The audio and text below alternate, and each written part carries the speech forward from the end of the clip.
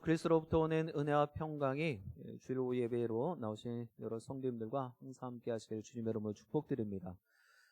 아멘. 오늘은 제가 이렇게 성도님들을 바라보는 것이 시간이 좀 걸렸어요. 정말 많은 분들이 주일 오후 찬양 예배로 나와주셨습니다. 특별히 우리 제2남선교회 점심 식사 후에 야쿠르트 전도 교회 앞에서 해주셨는데 너무 귀한 모습이고 또 이렇게 오후 예배까지 나와 계시니 얼마나 또 감사한지 모르겠습니다. 이런 거 생각해 보면 매주 교회 앞 전도를 해야 되겠다라는 생각 해야 되지 않을까라는 생각도 해보았습니다. 자, 이제는 여러분들 전후좌우 계신 분들하고 먼저 인사해 주시기 바랍니다. 예배자로서 승리하셨습니다. 예배자로 승리하셨습니다. 축복해 주시는 거예요. 예배자로 분명히 승리하셨습니다. 말씀 시간에는 어떻게 될지 모르겠지만 이미 승리하신 줄 믿습니다. 한 번 더 축복해 주실 때요, 이렇게 한번 축복해 주시기 바랍니다. 무엇을 하든 천국 갈 준비는 하고 합시다. 다 이해하셨죠? 자, 인사해 주시기 바랍니다. 무엇을 하든 천국 갈 준비는 하고 합시다. 아멘. 무엇을 하든 천국 갈 준비는 하고 하시는 여러분들 다 되시길 바랍니다. 이 이야기는 제 이야기 아니라 장경동 목사님이 이렇게 캐치프레이즈를 만들어서 교회에다가 붙여놓으셨더라고요. 그래서 제가 보고 오늘 말씀하고 적용이 되겠다. 어떤 말씀이냐면 오늘 우선순위에 대해서 좀 이야기를 하려고 합니다. 그러다 보니까 이 목사님이 하셨던 이 문구가 들어맞는 거예요. 무엇을 하든지 간에 이 땅에서 어떠한 일을 하시든지 간에 천국 갈 준비를 가장 먼저 하자라는 거예요. 여러분들 이 말에 동의하십니까? 분명히 그러한 귀하고 복된 삶을 살고 계시리라 믿습니다. 그래서 여러분들은 오늘 이 예배 시간에 어떤 모습으로 있든지 간에 예배자로서 성공했다라는 거예요. 그리고 승리하셨음을 꼭 믿으실 수 있길 바랍니다. 오늘 말씀의 제목은 어떤 삶을 살고 계십니까? 어떤 삶을 살고 계십니까? 라는 제목으로 하나님의 말씀 증거하도록 하겠습니다. 우리가 보통 인사할 때요, 이렇게 인사를 하고도 합니다. 안녕하십니까? 라고 잘 지내셨죠? 라고 인사도 하지만 어떻게 지내고 계십니까? 라고도 인사를 하는 경우가 있습니다. 그렇죠? 자, 그런데 어떻게 지내셨습니까? 어떻게 지내고 계십니까? 라고 물을 때 그 이야기를 들은 분들의 답변은 대부분 이렇습니다. 그냥 잘 지내고 있습니다. 네, 잘 지내고 있습니다. 이렇게 대답하는 모습을 보면 정말 잘 지내서 하는 이야기인가? 라는 그런 생각이 들 때가 있어요. 그런데 또 그렇게 대답하는 분들의 마음 가운데 또 이런 생각도 있을 것 같습니다. 괜히 내가 구구절절하게 지금 내 삶의 형편들 이야기해 본들 무슨 소용이 있을까? 설명하기도 싫고 말하기도 싫으니 내 형편을 알리기도 싫으니 그냥 잘 지내고 있어요 라고 그런 아무런 의식 없이 그렇게 답하는 경우도 있죠. 자, 그럼에도 불구하고 제가 이 시간에 여러분들에게 한번 도전하도록 하겠습니다. 사랑하는 영신가족 여러분, 여러분들은 지금 어떻게 지내고 계십니까? 어떤 모습으로 생활하고 계십니까? 답변을 다 하실 수 있으신가요? 지금 제가 말씀드렸던 것처럼 목사님 나름대로 그럭저럭 그냥저냥 잘 지내고 있습니다. 이렇게 이야기하실 분들이 대부분일 거예요. 제가 앞서 말씀드렸잖아요.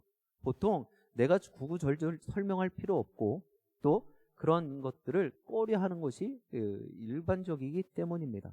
그런데 하나님을 믿는 크리스찬들은요, 이런 물음이 왔을 때 정확하게 답변할 수 있어야 됩니다. 무엇라고 이야기를 해야 되냐면 네, 저는 그리스도의 은혜로 하나님의 은혜로 잘 지내고 있습니다. 이렇게 고백하실 수 있어야 되는 것입니다.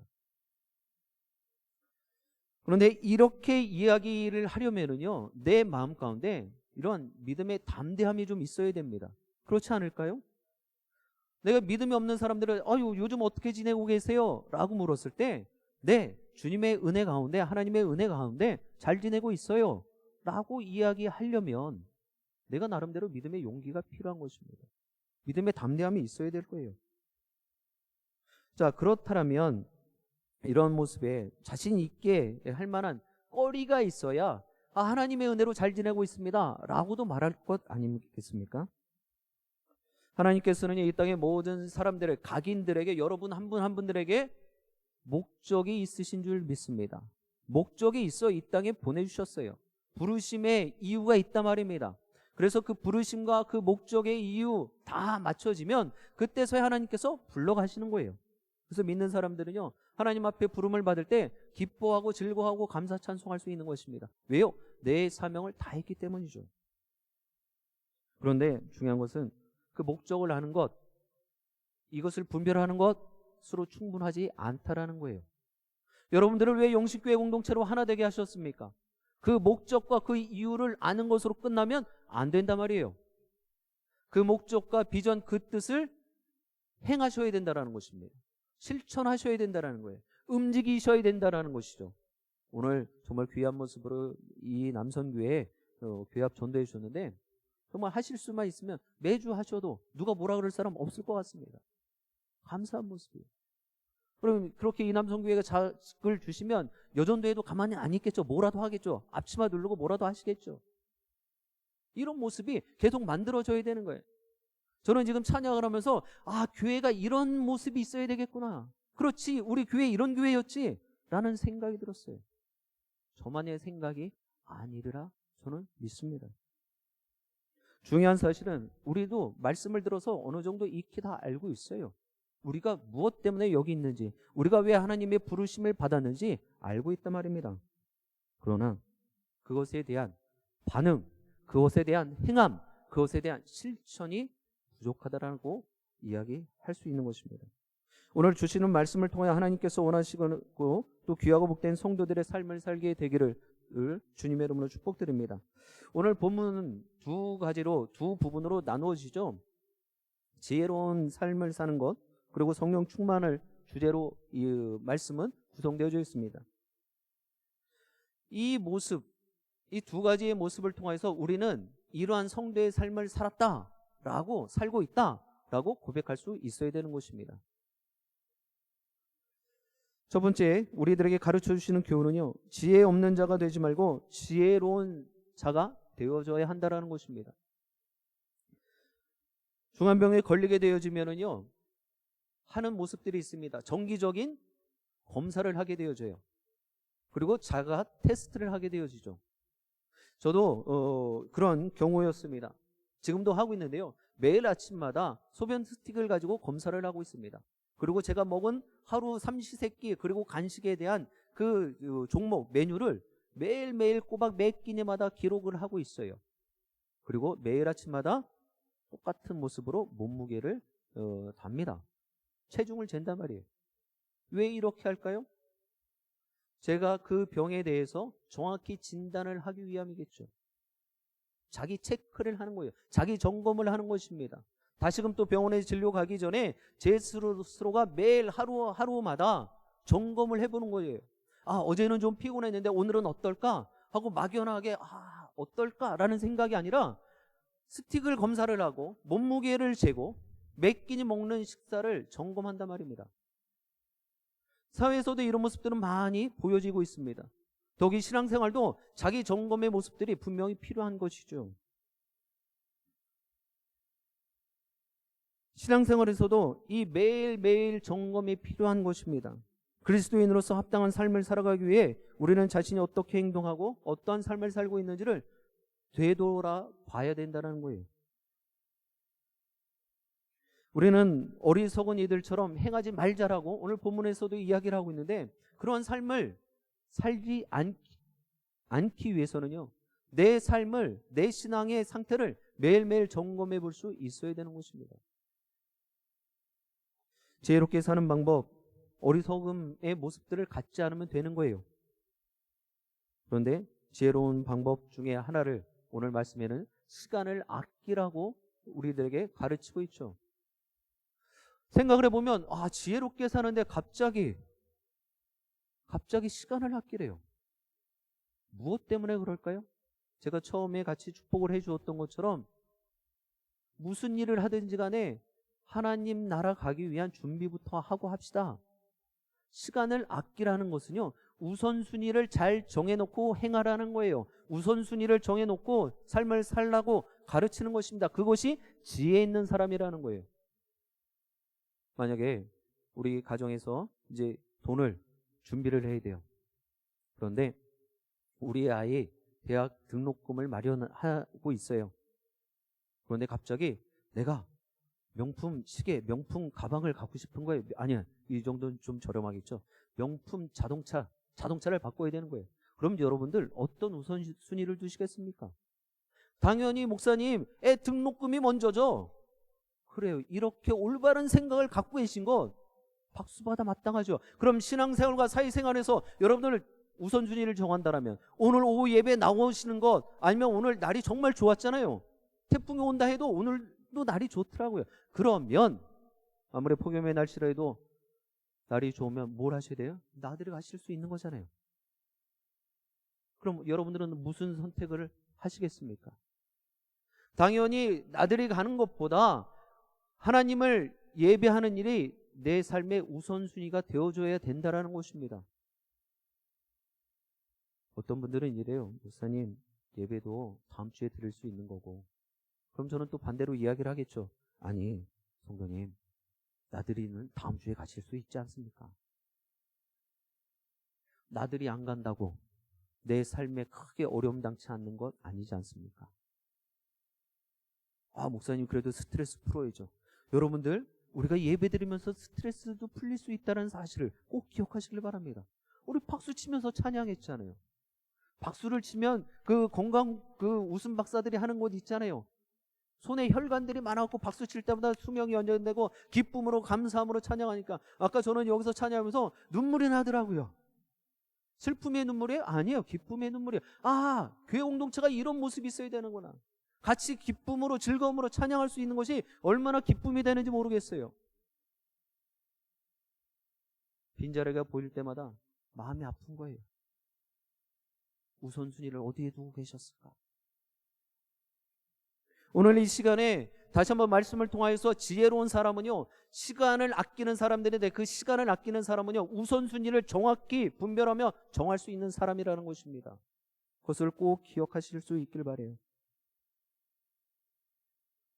지혜롭게 사는 방법이 그러면 시간을 아끼는 방법인데, 이걸 어떻게 아끼냐가 문제인 거예요. 앞서 말씀드렸잖아요. 우선순위를 정하는 것입니다. 우리는 많은 일을 한꺼번에 할 수 없어요. 멀티플레이어라고 이야기를 하지만 동시간에 여러 가지 일을 할 수 있는 그런 모습들이 있지만 정확한 집중은 안 된다라는 말입니다. 온전하게 집중이 안 되는 거예요. 그러나 중요한 사실은 우리가 세상의 일을 하기 전에 하나님의 뜻을 따르고 하나님의 일을 먼저 하겠습니다라는 우선순위를 정해놓으면 그것이 이 땅에 어느 사람보다 가장 지혜로운 모습임을 우리는 꼭 알아야 합니다. 더욱이 이 세상에서 우리에게 남아있는 시간이 얼마인지 여러분들 이야기하실 수 있는 분 계십니까? 난 앞으로 한 10년, 20년 나 이 정도 남았습니다. 이야기해 주실 분 계시냐 말이에요. 없어요. 우리의 인생은 바로 한 치 앞도 내다볼 수 없단 말입니다. 그렇기 때문에 내 삶의 우선순위가 정확하지 않으면 세상에 썩어 없어질 것들에 먼저 우선순위를 정해버리면 하나님의 거룩한 백성으로서의 지혜로운 자가 아니라 어리석은 삶을 살다 아쉬움만 남기고 후회만 남기고 미련만 남기고 이 땅을 떠날 수밖에 없다라는 것입니다. 이거 얼마나 어리석음의 모습이에요. 사랑하는 영신가족 여러분, 우리가 살아가는 세상은요, 영적 도전과 속임수가 가득한 곳입니다. 이런 데서는요, 우리를 미혹하는 모습들이 너무 많아요. 세상적인 놀거리, 유흥거리가 얼마나 많이 있는지 모릅니다. 그것들에 마음 뺏겨서 우선순위가 변경되지 않게 되길 주님의 이름으로 부탁드립니다. 그러므로 우리의 삶의 자리에서는요, 믿음의 담대함으로, 믿음의 용기로 하나님께서 나와 함께 해주셔서 나는 잘 지내고 있습니다라는 이러한 귀한 고백이 있어야 될 줄 믿습니다. 그렇게 되기 위해서는 항상 내 모습을, 내 삶을 점검해 보실 수 있어야 된단 말이에요. 먼저는 성경이 분명하게 말씀하시는 일, 그리고 우리가 반드시 해야 할 일들에 열심을 내는 것, 이것이 시간을 아끼는 모습이다라는 거예요.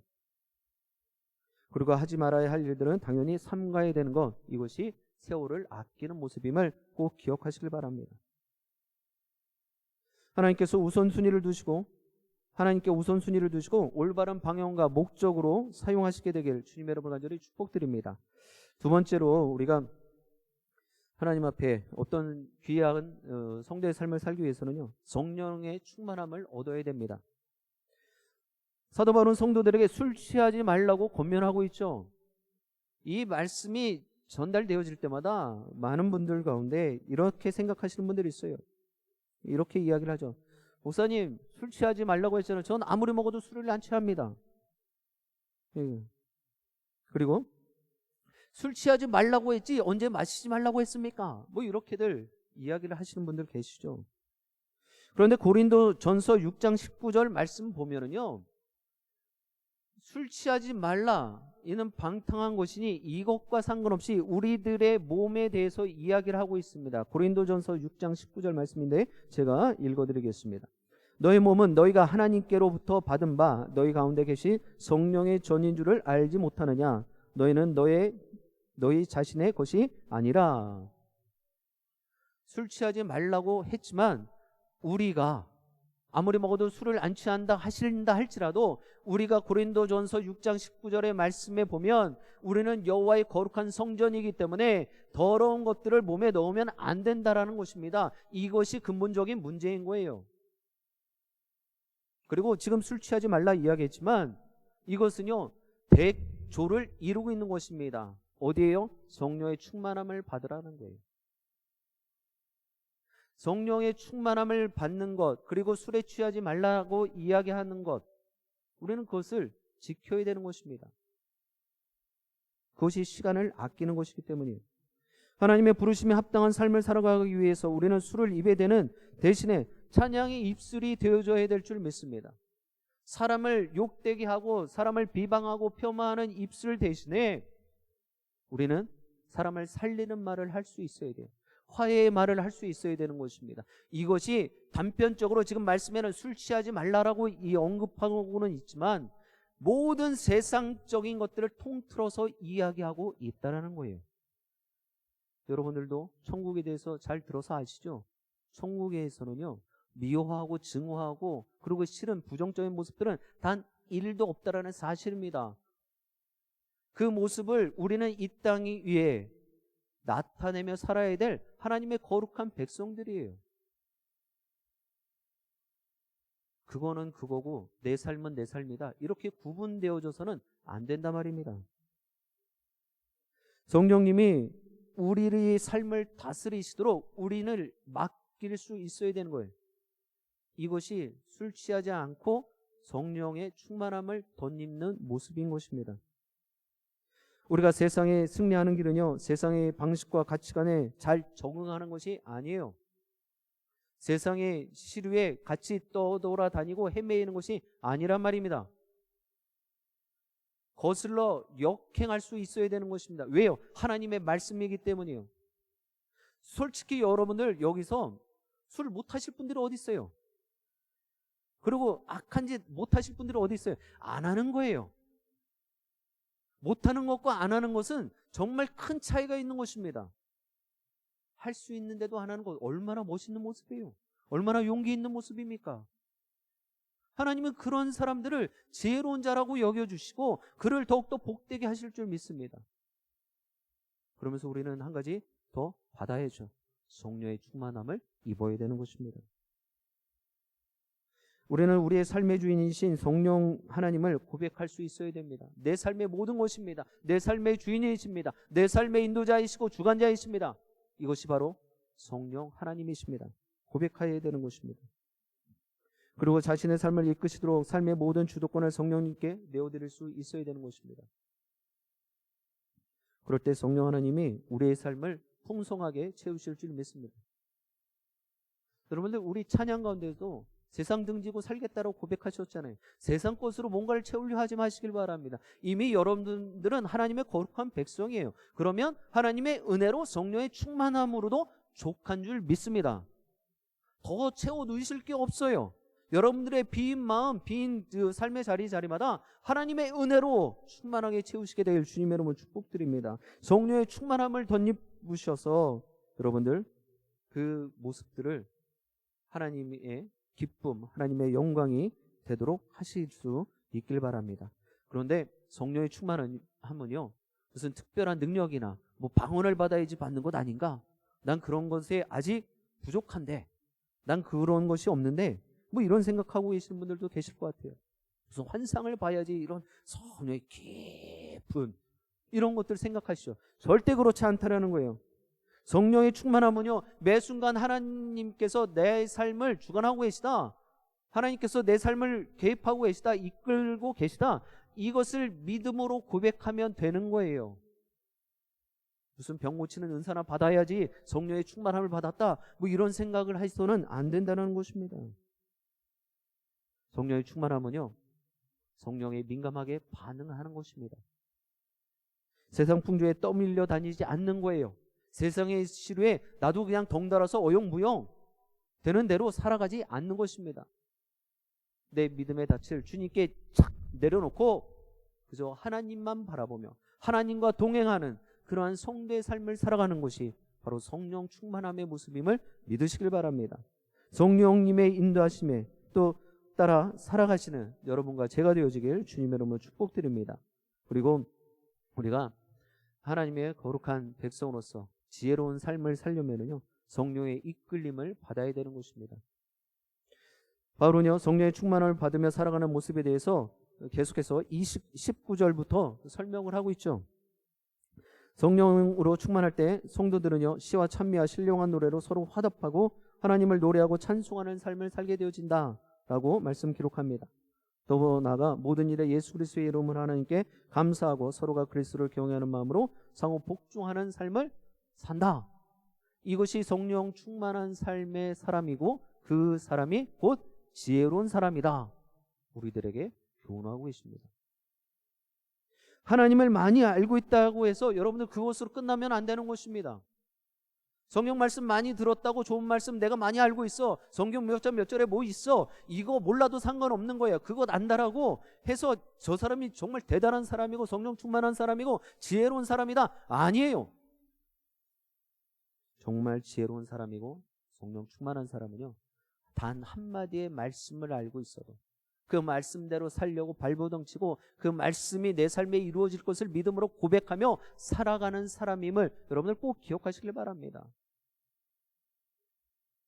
성령 충만한 성도의 삶에는요, 아름다운 신앙의 모습이 있어요. 우리 지금도 공중 화장실에 가서 보면 떠난 사람은, 머문 사람은 떠난 자리도 아름답습니다. 뭐 이런 이야기도 있잖아요. 문구도 있잖아요. 우리에게는요, 성도의 아름다운 모습이 분명히 다 내재되어져 있습니다. 그것을 이제 드러내셔야 되는 거예요. 그것을 이제 발현하셔야 됩니다. 보여주셔야 되는 거예요. 그런데 우리는 이렇게 생각합니다. 아직 내가 부족해서, 아직 내가 때가 안 돼서, 이제는 내가 뭘 할 수 있는 상황이 아니라서. 아니요, 절대 그렇지 않습니다. 우리가 말씀 가운데 때를 얻든지 못 얻든지 구할 것은 무엇이라 말씀하십니까? 충성이라는 거예요. 상황과 형편에 따라서 충성하고 불충하고의 문제가 아니라 어떤 상황과 형편에 되어 있든지 간에 하나님의 영광을 위해서 하나님을 예배하는 일에 우리는 온 마음을 쏟고 충성할 수 있어야 될 줄 믿습니다. 성령님이 우리의 삶을 이끌어 가실 때 우리의 진정한 예배가 회복될 줄 믿습니다. 내가 하는 것이 아니에요. 내 발로 걸어 나왔다고요? 아니요. 하나님이 이끌어 주셔야 가능하다는 거 꼭 기억하시길 바랍니다. 하나님을 진정으로 찬양하며 성도 간의 친밀한 교제가 이루어져야 되는 거예요. 근데 교회 안에서 믿음이 있어도 성령이 충만하다고 보여질지라도 하나님과의 교제는 정말 깊게 할지언정 그것도 다 모르겠죠. 그러나 성도 간에 아름다운 교제가 오고 가지 않는 그런 또 안타까운 모습도 보게 되어집니다. 더욱이 범사에 하나님을 인정하며 그분께 감사해야 되는데 그렇지도 못한 안타까운 모습이 또 보여지죠. 자신의 뜻대로 되지 않아도 불평하지 않고 하나님이 이루어주실 일을 기대하기에 감사하며 살 수 있어야 되는 것입니다. 이것이 지혜로운 자의 삶의 모습이에요. 내 손에 쥐어준 것은 없어도, 내 밭에 소출은 없을지라도, 내 아이가 잘 되지 못한다 할지라도, 내가 바라는 대로 나아가지 못한다 할지라도 난 여호와 한 분만으로 기뻐하고 감사할 수 있는 것이 지혜로운 자이고 성령 충만한 자임을 여러분 꼭 기억하시길 바랍니다. 우리 이 일을 위해서 달려가는 사람들이에요.